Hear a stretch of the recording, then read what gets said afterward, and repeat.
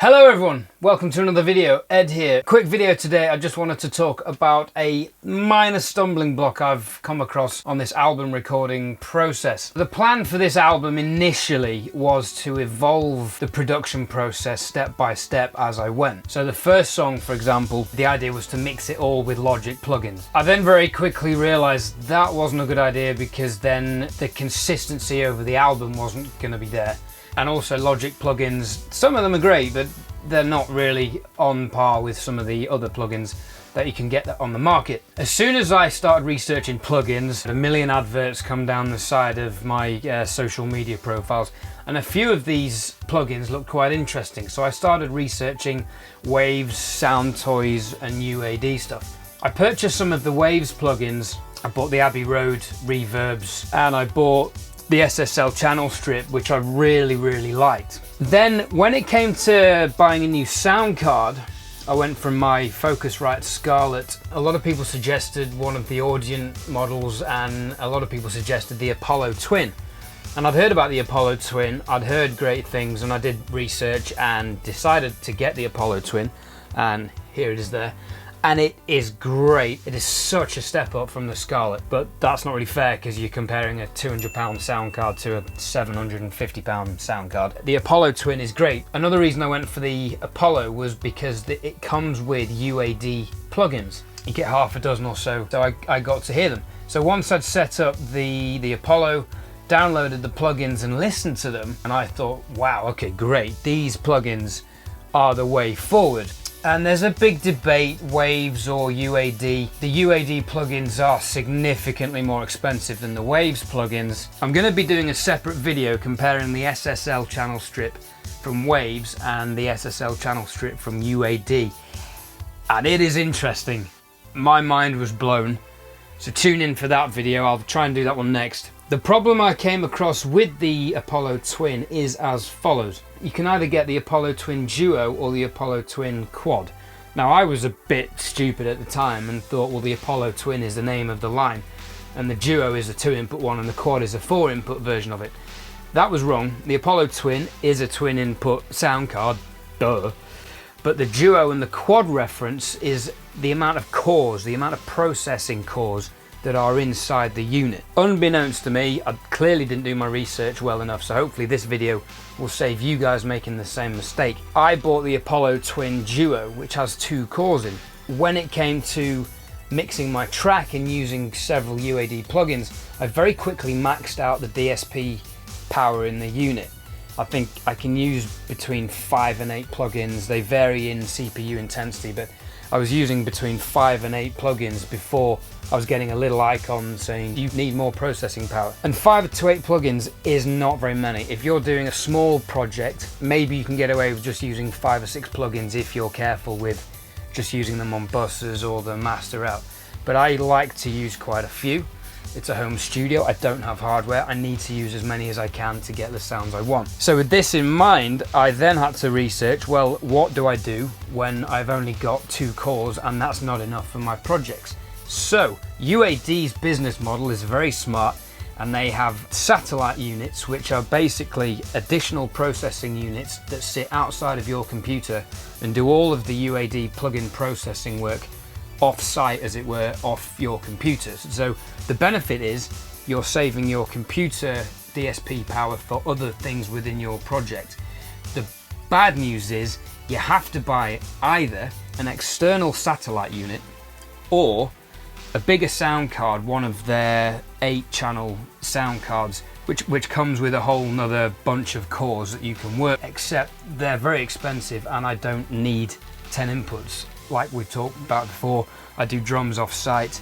I only need 2 inputs here at most. So I can't justify buying an 8-input sound card just to get the cores. UAD though have a solution, and I've got it right here. Let's open.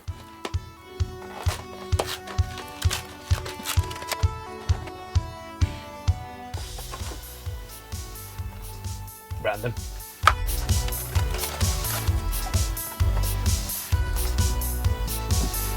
Ah, it's like Christmas in January. Excellent.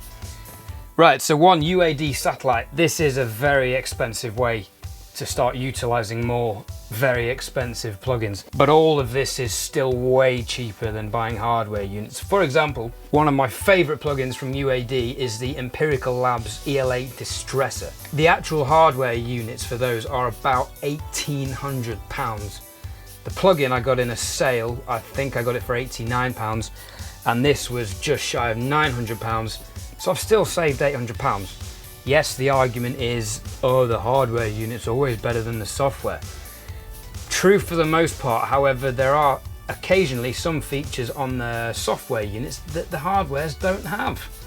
Go figure. Leave a comment if you know of any examples where the software has more features than the hardware, because there are a few. I've got one in mind.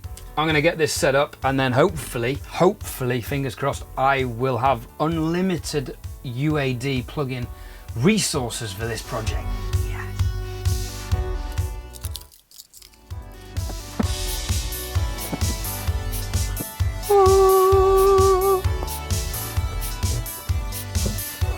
Oh, free acoustic foam. Get in.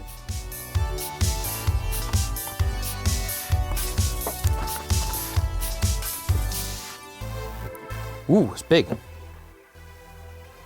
Oh. Nice. Thunderbolt input. The new model with Thunderbolt 3 has just come out, and it's more expensive, and I don't have Thunderbolt 3. Result.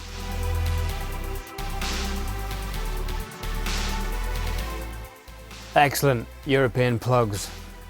I guess that's what that's for though. That's got a childproof sticker in.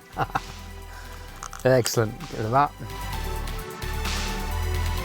The Twin comes with a British plug. Why not just send out a British plug? Anyway. Ooh, Thunderbolt cable. My Twin didn't come with a Thunderbolt cable.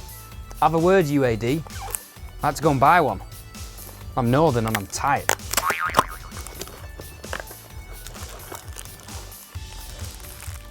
What the?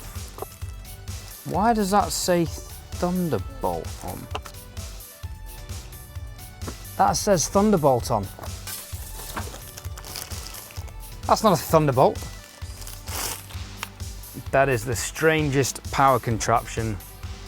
I've never seen a 4-pin power con thing. On a slightly nerdy level, I do like UAD packaging. And it comes with foam. You can never have enough foam. So I'm gonna...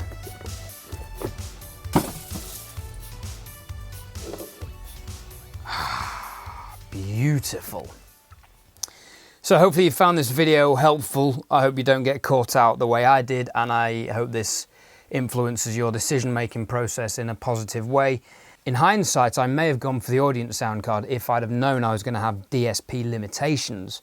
However, having heard the UAD plugins, fallen in love with them, I'm not disappointed. I don't regret the decision. Apollo all the way. Loads of studios have their gear, which makes it interchangeable. And to me, it sounds great. Watch this space for the next video comparing Waves and UAD plugins. Please hit that like button, hit that subscribe button, and I'll see you on the next one.